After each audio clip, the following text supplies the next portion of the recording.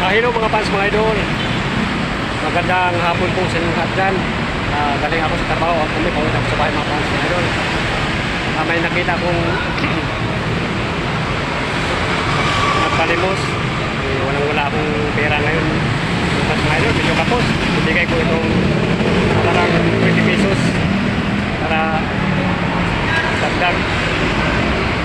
Ito, mga fans, mga idol, tingnan nyo. Lapitan ko na siya.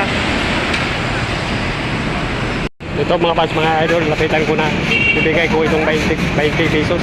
Halagang 20 pesos. Kasi wala pa akong budget ngayon. Yun o, si baby nakadakad o makbo. Eh wala pang sahod, pasensya na. Saka na. Okay lang, kasi wala pang ano.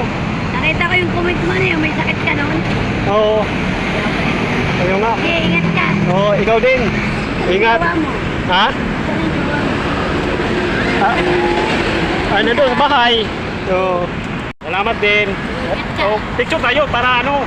Yan, picture kami ni Madam. Ayun.